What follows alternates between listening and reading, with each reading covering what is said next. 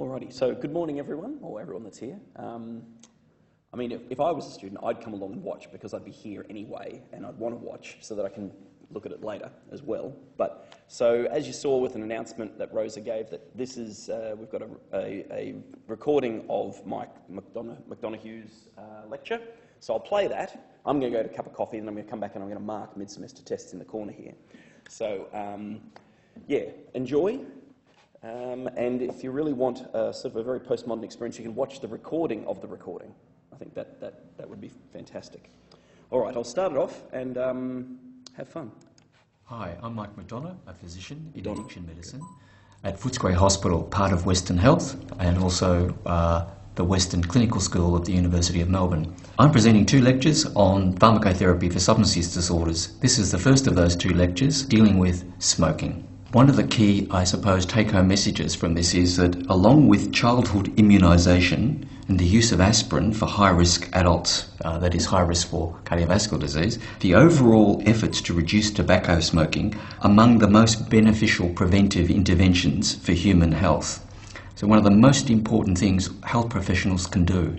Natural remission, it should be remembered, is the method by which most smokers who eventually quit smoking come to terms with the desire to quit smoking and eventually do so. What I'm trying to say here is that most people who quit don't necessarily use or need to be seeing professionals or using pharmacotherapy.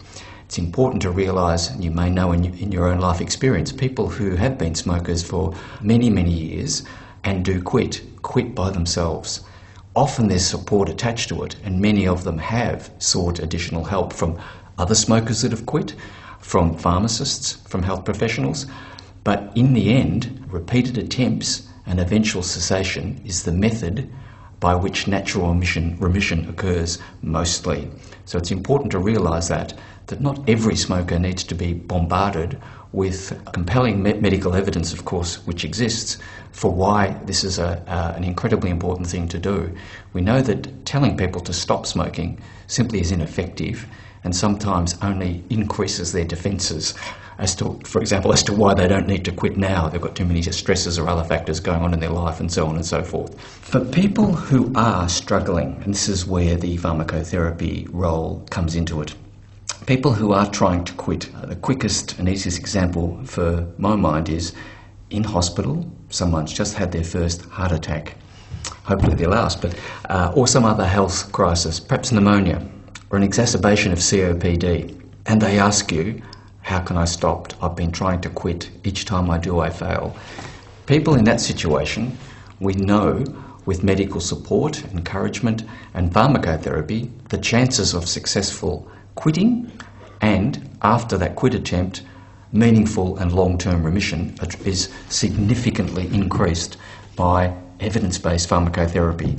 And that's what most of this talk is going to be focused on.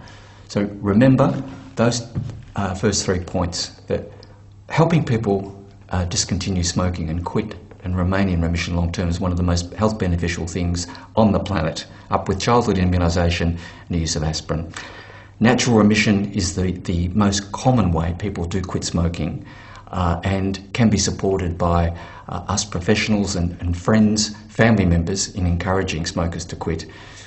But thirdly, when people need help and come to us for help, offering advice backed up with some of the evidence-based pharmacotherapy is significantly beneficial.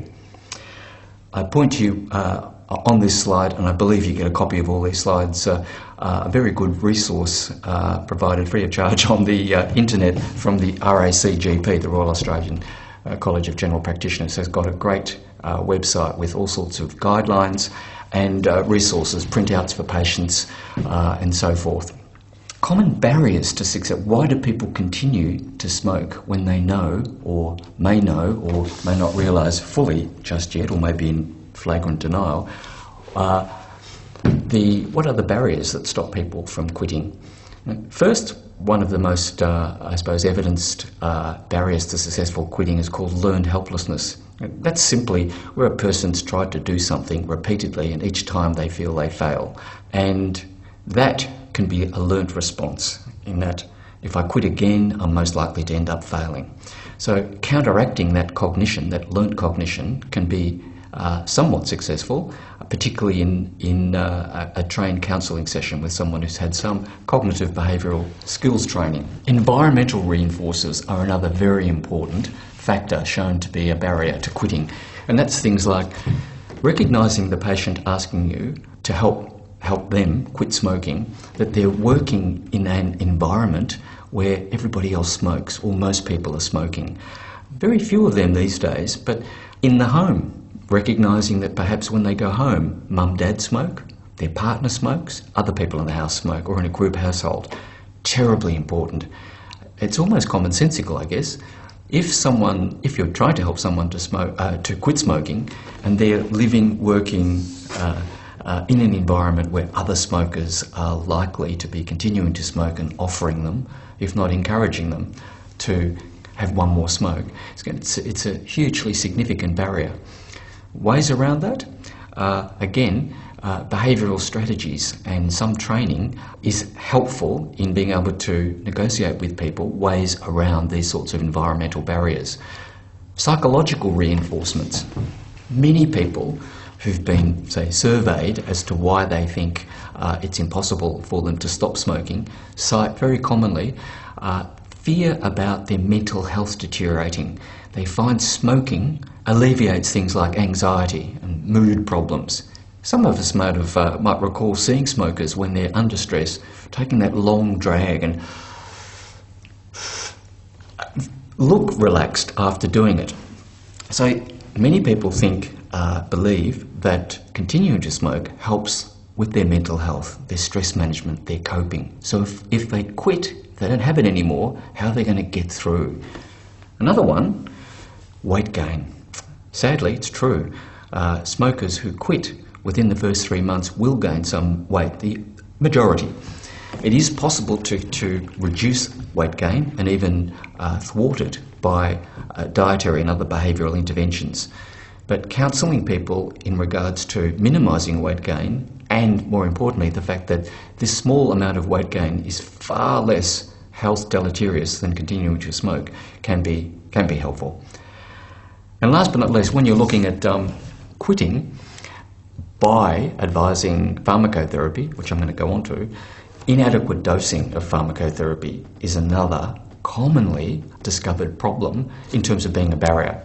So I'm a smoker, I go along to my pharmacist, I buy over the counter, as you can, some nicotine patches. Go home, put on the patch, one patch, as directed on the instructions, but nobody actually explained that because I smoke 50 plus a day, one patch won't be anywhere near efficacious for me. I wake up in the middle of the night or the next morning absolutely hanging out for a cigarette. The nicotine levels slowly being absorbed into my system are way inadequate for the NRT patch, nicotine patch, to be somewhat helpful. So not understanding the required dose is a terribly important factor that acts as a barrier, particularly when you're using pharmacotherapy. And non-adherence, like with most medical treatments that involve pharmacotherapy, non-adherence. Will the patient take the medication? How will they be reminded to take the medication? This is common to all areas of therapeutics. Mental illness question, intervention. There's been loads of research because, having mentioned this already, that mental health concerns for many smokers is a barrier to quitting cigarettes. If you've had some time looking at mental health venues, if any of you have visited mental health facilities, it's pretty well obvious that the numbers of patients in those facilities smoking is clearly the majority. Sadly, sometimes it's even clear that many of the staff are also smokers. However, up to a third of smokers have mental illness. These smokers have higher levels of nicotine dependence when contrasted with smokers in general. It's estimated they smoke up to half of all cigarette consumption. Such consumption is correlated with an average of 20 years of life lost. Half of deaths in patients with mental illness are smoking related or smoking attributable. And despite evidence to the contrary, they're less likely to receive an intervention for smoking cessation. So it's not just the patients, but it's also many of us as professionals suggesting to people, well, you know, there's concerns about your mental health. We don't want your psychosis, your anxiety disorder, or your depression to get worse. Perhaps we can delay, put off your quitting smoking until you're through this episode of depression. We now know that is not true. Fundamentals of counselling smokers. Motivation is not a static state. Some of us vary in our motivation to get up each morning, to go to work today. Motivation is a fluid state that varies in all people all of the time, from intense levels of motivation to mild levels of motivation. It's not something that is unique to people with habit problems and certainly addictions, that they're just permanently low in their motivation. Quite the opposite is true, that people with all kinds of addiction frequently experience episodes of high-level motivation to want to change. This phenomenon has been described by now well-known research team, Prochevska and De Clementi, who first described what is now called the cycles of change, the oscillating pattern of phases of before a person thinks about why they should quit, whether they should quit, and so on, moving into a phase when they start actively thinking, I've got to do this. Then acting, going and seeing perhaps the doctor, maybe getting some NRT, nicotine replacement. Then how they handle the first slip up, having a cigarette. This whole cycle of change has been well described and is now being used in counselling sessions to pick the most appropriate time to give the most appropriate intervention. For example, talking to someone who's pre-contemplative, someone who hasn't yet thought about why they might want to change, telling them they have to quit has been shown in psychological research to be singularly ineffective, and worse, potentially may increase that person's defences. You're prompting those defences by telling them they should stop, they need to stop. Why haven't you thought about it? People who smoke and continue to smoke are getting these sorts of things and have got these sorts of challenges to them right through the years of their smoking. They just get much better at being defended. So perhaps one doesn't need to know that research, psychological behavioural research has shown telling people to quit, particularly at a time they're pre-contemplative, is singularly ineffective and maybe worse. However, once a person's chosen to contemplate, I think I should quit, how can I quit? They've had the infarct in hospital, they're seeing you as the attending health professional. That is the right time to start to discuss with them what options they might have. Interventions, therefore, that target the stage in the cycle of change has been shown in, again, behavioural research to have greater efficacy. The other thing that we've found out about counselling and research into counselling, brief interventions versus extended interventions can be thought of as being somewhat like pharmacotherapy, in that there's a dose-response, almost a dose-response curve, but there's certainly dose-response like information from intervention duration. Brief interventions have efficacy. Brief intervention is something, could be as minimum as 5 to 10 minutes, done over a period of a few weeks. I see you today, you're interested in talking about quitting and the options. We have a short session on that, and we make another appointment for 3 weeks' time to review that. That's kind of a brief intervention, and they've got measured efficacy. However, other interventions where you go up to 20 minutes and might have, say, 3 sessions over a couple of months have even more efficacy. But it's also true, like the drug dose response curve that you'd be well familiar with, that the efficacy of increased levels of counselling interventions does plateau out. So there is a limit to how effective counselling interventions can be over time. It's also very important to recognise the Quit line is free, 24/7 service provided by government funding, which is an excellent resource, which provides smokers who are trying to quit with even a free call back. Once they get registered, Quit line call them back at times that the patient or the other person otherwise wants to be called, and ask them how they're going. Have they considered this? Have they tried that? It's a fantastic resource, sadly underutilised. Now, the pharmacotherapies. Having said, again, most people progress to natural remission by their own devices and with some support from others. Like most of life's crises, support from others gets us through most of the time. When pharmacotherapy is being thought about, first-line pharmacotherapy, and this is evidence-based first-line, nicotine replacement therapy trumps most other forms of pharmacotherapy. It has been around for a hell of a long time, and so it's got a huge amount of evidence support. Varenicline, which is also now first line, hasn't got anywhere near the amount of evidence base, but in back-to-back studies it's shown to be at least as effective as nicotine replacement therapy. I should put a caveat there, combination nicotine replacement therapy, and possibly even marginally better. So both varenicline or nicotine replacement therapy, combined nicotine replacement therapy, are seen as first line.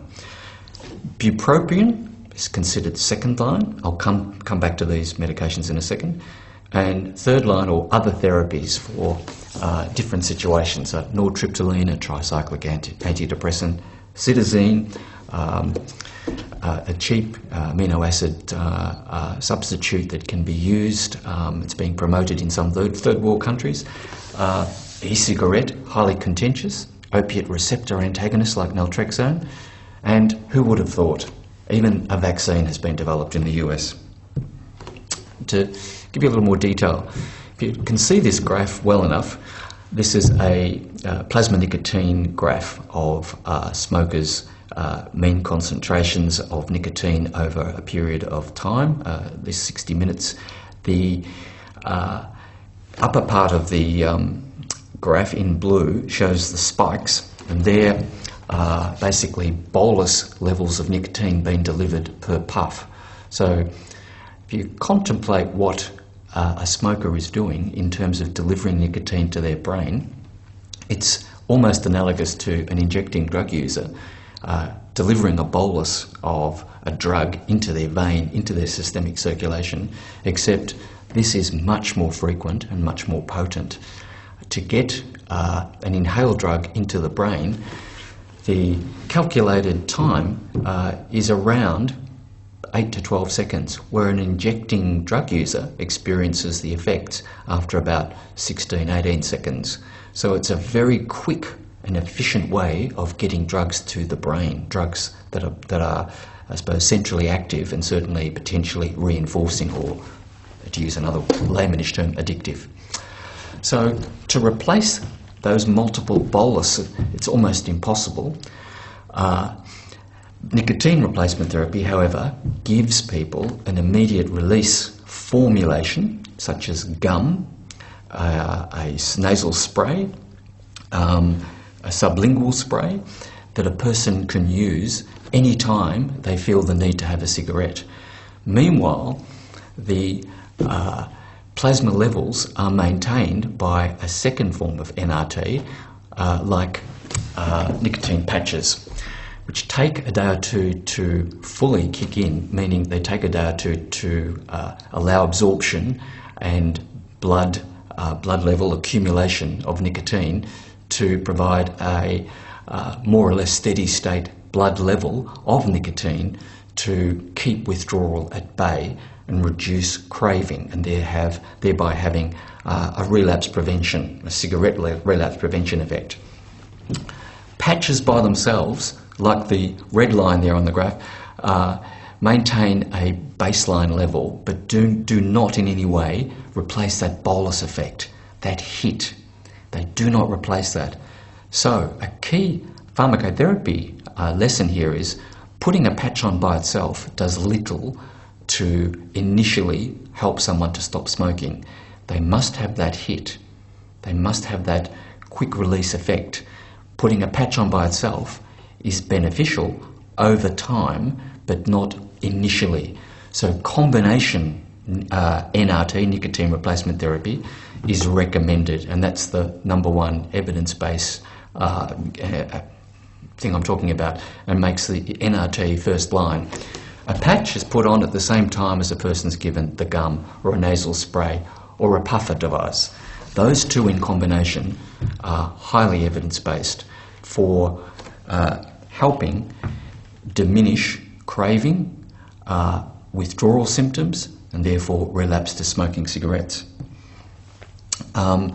This graph just shows you the difference in blood levels attained by smoking a cigarette, a tobacco cigarette, and the different forms of NRT. So you can see there with a broken line, things like the patch keep plasma levels stable over an extended period of time to reduce withdrawal emergence and craving emergence, but they never quite reach the higher levels that active smoking will do. So they suppress it.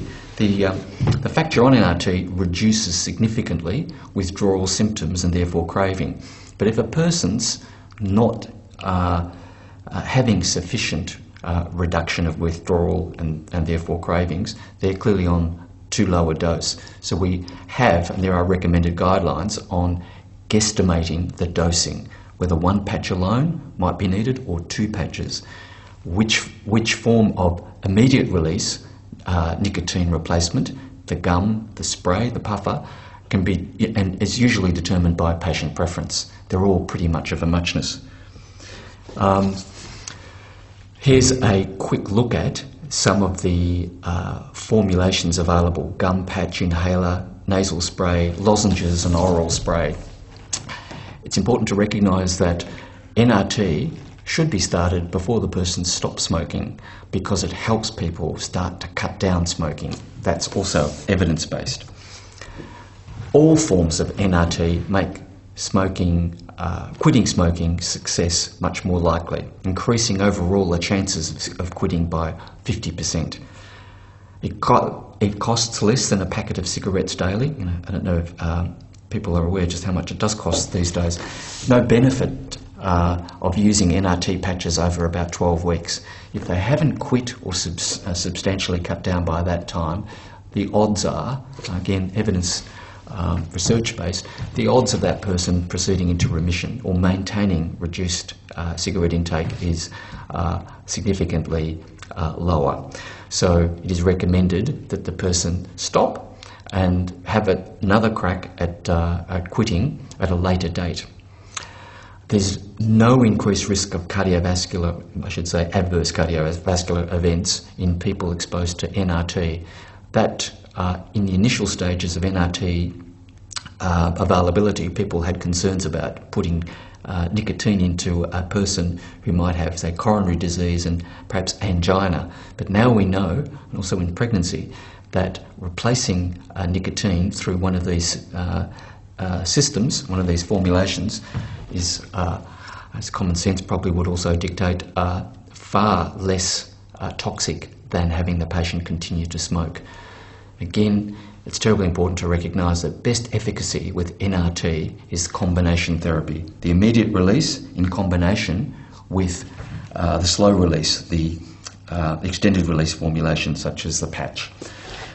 Varenicline, the other first-line medication. Varenicline is a partial agonist, a drug that when it sits on the acetylcholine receptor, a particular subtype that's been known to have significant relationship to the reward aspects of the nicotine reward mediation process.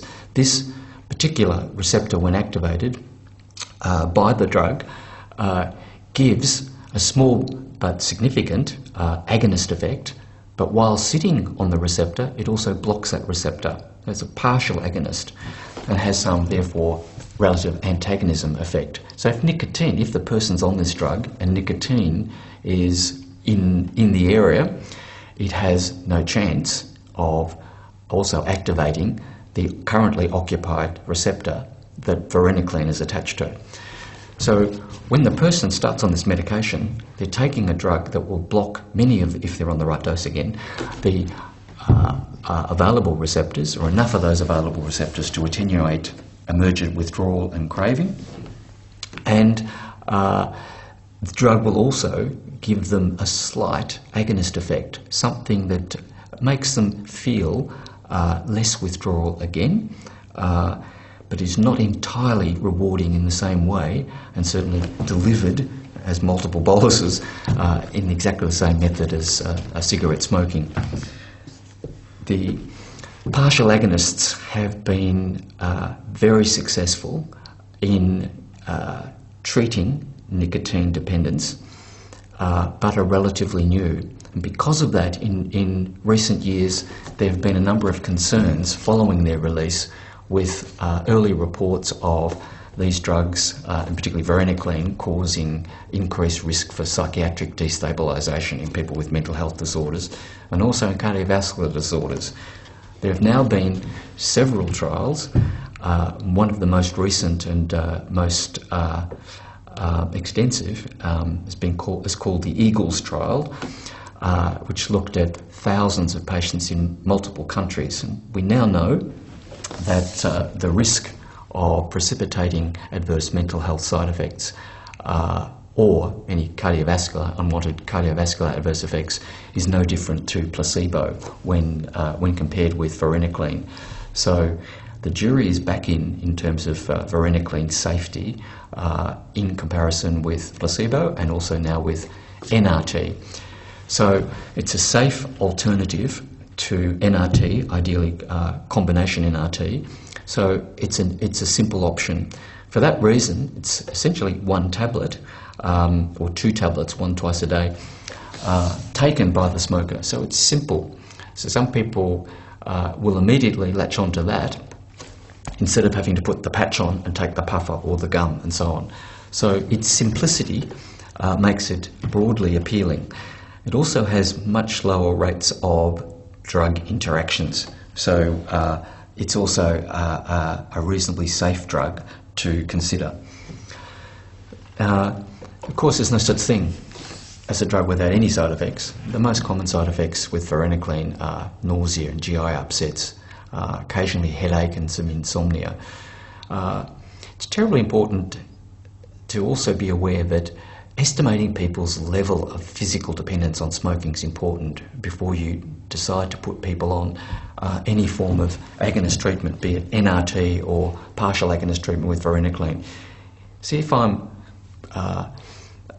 nicotine dependent but smoking a very low level of cigarettes a day and don't get up at night to smoke, and I suddenly get put on a patch or a couple of patches, but let's say a patch and get given some gum and start using it fairly regularly, I could get nausea, insomnia, headaches directly related to higher levels of nicotine in my system because I'm using far more and I've got 24/7 nicotine blood levels in comparison with when I was smoking.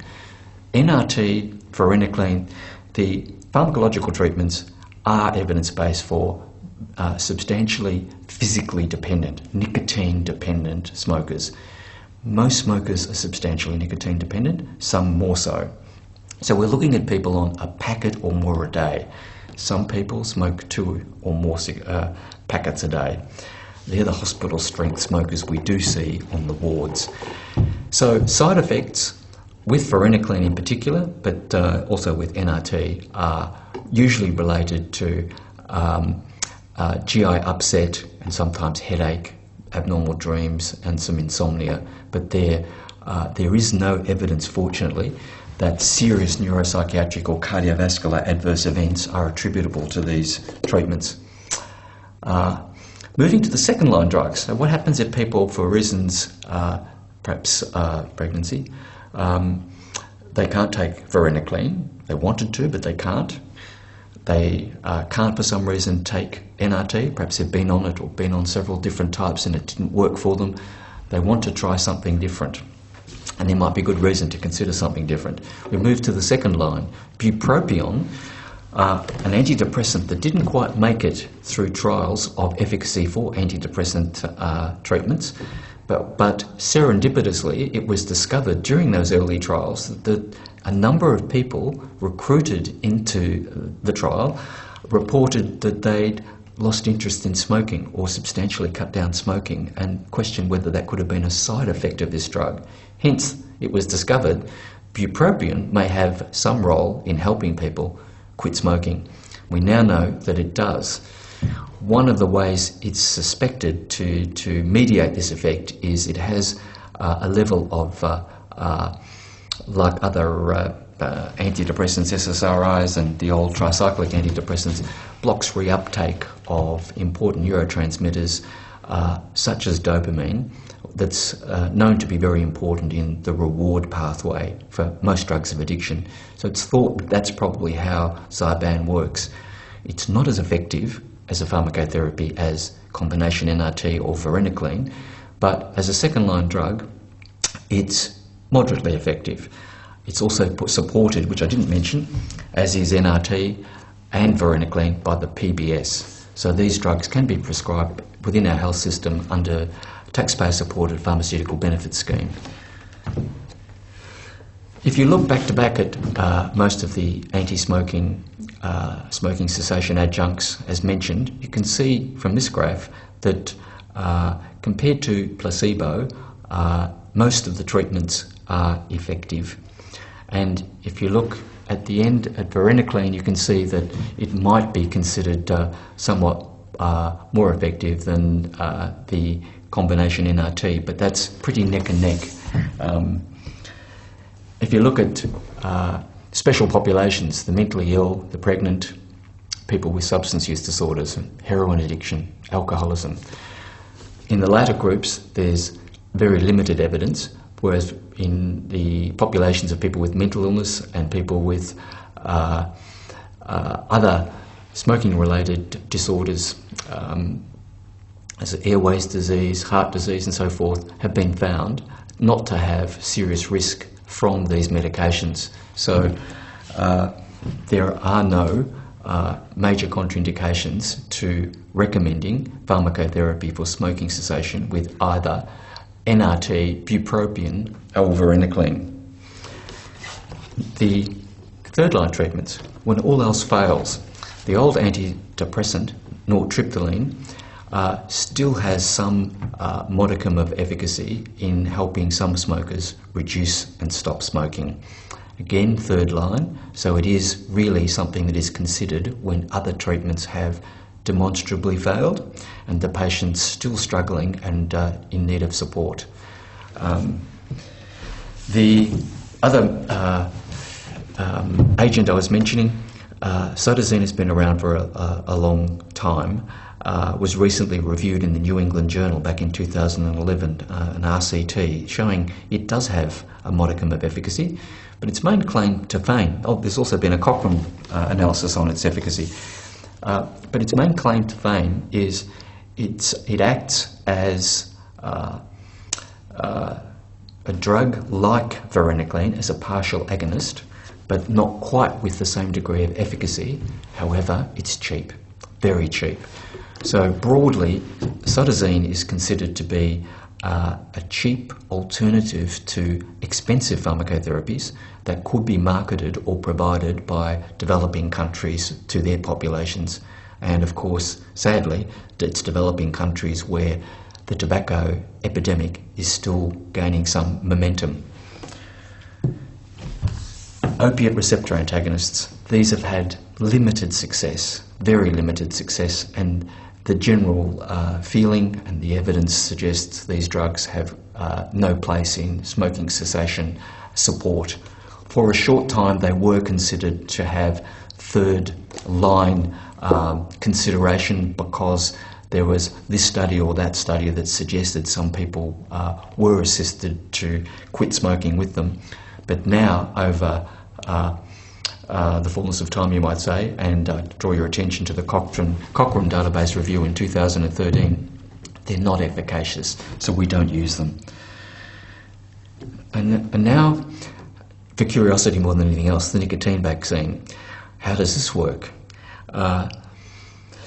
Vaccine development broadly uses a technique where a highly immunogenic molecule is bonded to, say, a drug of addiction, in this case nicotine. It's injected into animals and mice, and antibodies are developed to that conglomerate, to that complex.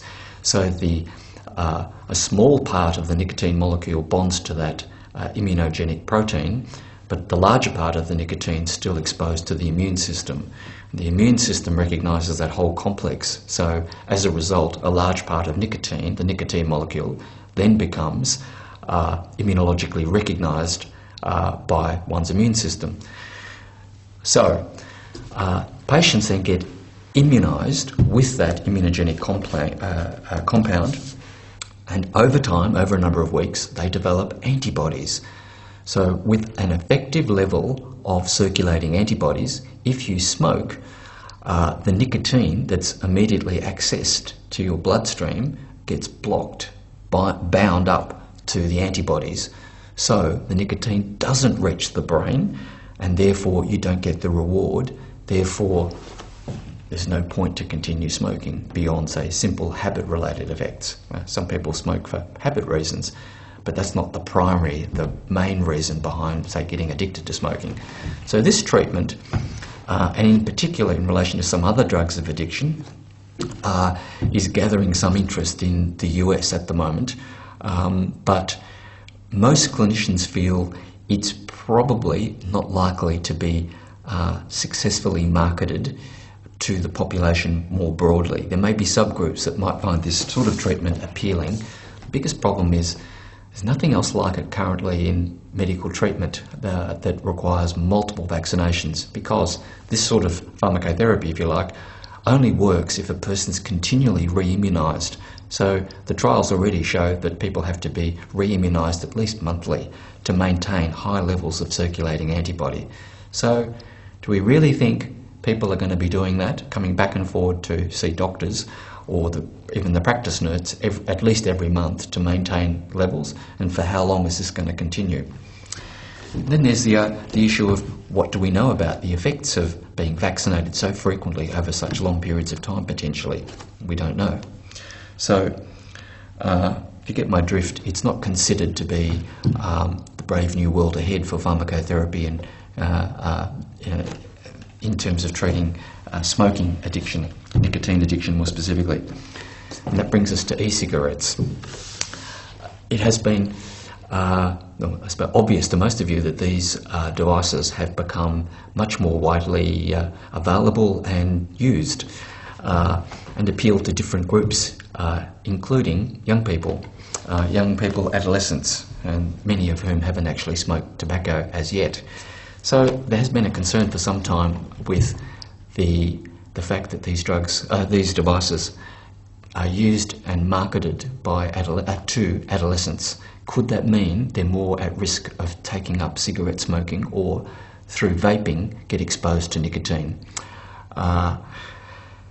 The devices themselves, even the ones that are considered relatively harmless, that don't have drugs of addiction like nicotine in the delivery device that an e-cigarette is. We now know that the vehicles used in these devices, the inhaled chemicals, the substances, chemicals involved, are injuring to the lung. So they're not harmless devices, and smoking is not harmless with an e-cigarette. We also now know that there are people who have been able to, there's been a limited number of studies showing that have been unsuccessful with things like NRT and other treatments to try and stop tobacco smoking, cigarette smoking, who have successfully used e-cigarettes to get off tobacco smoking. This has caused controversy.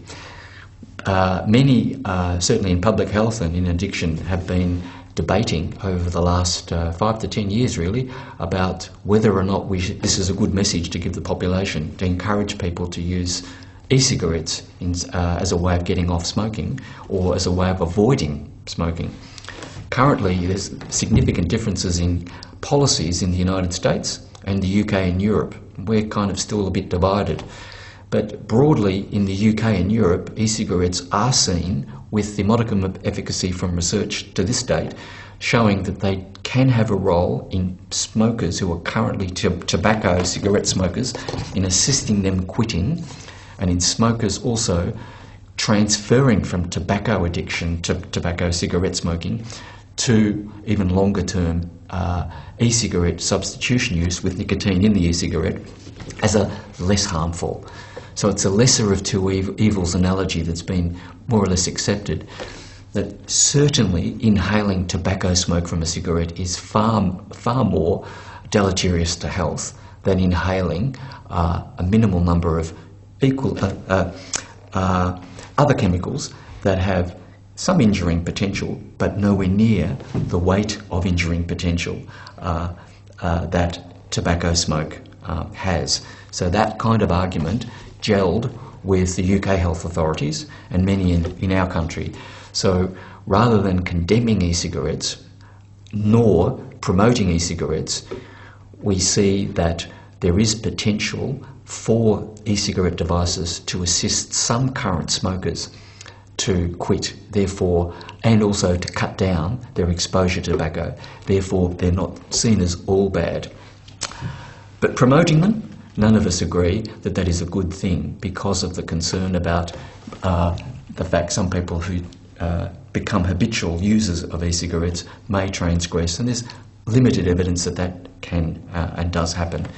The other big concern with, I think I may have mentioned, with e-cigarettes is their marketing. There's very good evidence, certainly in the United States, lesser extent elsewhere, that there is deliberate marketing in adolescents, and most people, particularly in the realms of public health, don't think that's a good thing.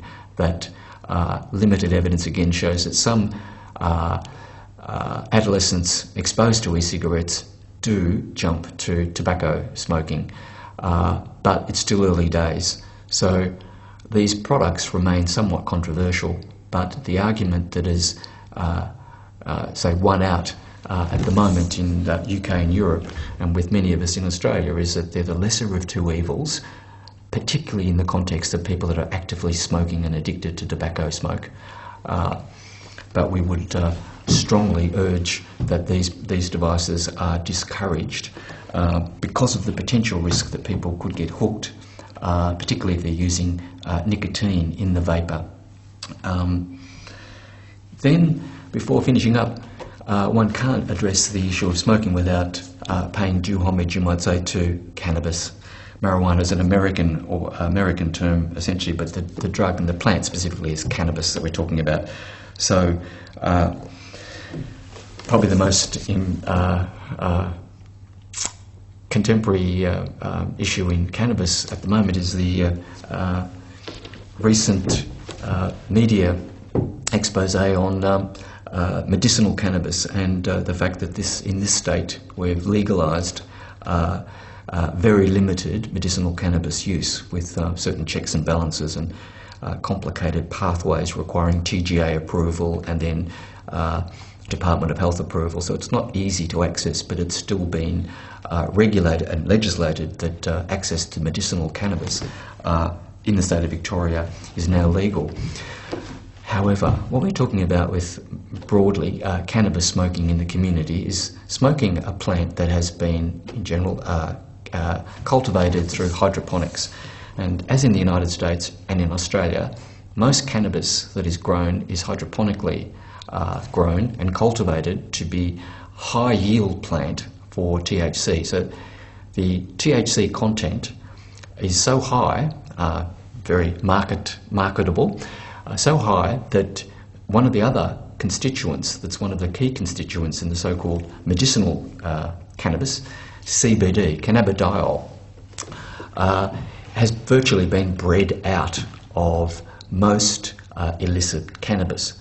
Many cannabis users that have been either arrested or come into rehabilitation programs had their urine tested, and specifically we've looked for, and other researchers in particular have looked for CBD presence. It's either not detected at all, or if detected, barely trace amounts are found. Most cannabis that is smoked, again, has high THC, that's tetrahydrocannabinol, the primary psychoactive component of the cannabis plant, the thing that people smoke, the thing that people get hooked on, you might say for many people, the nice bit. CBD doesn't have that primary behavioural reinforcing effect, but does have some potential medicinal effects. It may have antiemetic, antipsychotic, immune modulating factors, which makes it of great interest to the pharmaceutical industry at the moment. It may also have some benefit in pain management, particularly where people are suffering from neuropathic pain, pain related to nerve injury. So that's an issue. When people say they're smoking cannabis, say bought from the dealer on the street or something like that, which is THC high, or almost exclusively THC, doesn't contain any CBD, so it could hardly be argued as medicinal cannabis. When we're talking about medicinal cannabis, we're talking about a product, usually a formulation that contains equal amounts of THC and CBD, and there are sometimes some other cannabinoid products in the mixture. But CBD and THC in a 50-50 combination is generally the formulation that has been shown to have some efficacy in certain medical states, and thus medical marijuana has been the term that's unfortunately been stuck. Then there is the other new kid on the block, really probably not so much now, but in the last decade there's been a number of synthetic cannabinoids. These are drugs, illicit drugs, that have probably, and there is some evidence to support, that many of these substances have come from the laboratories of pharmaceutical industry, where some of the cannabinoids under research were found to have either unusual effects, or perhaps hallucinatory effects, and therefore were discarded. But for some reason, they slipped out of the laboratory and were discovered in the illicit scene. And many of these compounds have been termed herbal highs, given all sorts of names, and synthetic cannabinoids. It's fair to say that only a few of them really are truly chemically and pharmacologically classifiable as synthetic cannabinoid-like substances. The term for them has been synthetic cannabinoid receptor agonists. So there's a group of these sorts of compounds out there, but many others that are synthetic and look nothing like and act nothing like cannabinoids. So herbal highs and K2, spice, some of these products that have been legally available in various places to be smoked, generally contain or are sprayed with compounds that have been synthetic cannabinoid receptor antagonists, but also other substances such as N-bones, OENs, that are other psychomimetic stimulant drugs that have been found or detected in samples of herbal highs. So I suppose the important thing to recognise that the synthetic cannabinoids are only a subgroup of some of these herbal highs alternative substances for smoking that are currently out there. But they're not all, most of them are not all cannabis receptor agonists. Pharmacogenetics. For some time it was considered that cannabis might cause psychosis, but there was wide dispute in the fact that we haven't seen in the last 2 decades a dramatic increase in young people who are heavy cannabis smokers becoming psychotic and being admitted to psychiatric institutions, which you would think should happen if cannabis did cause, say, schizophrenia or other forms of psychosis.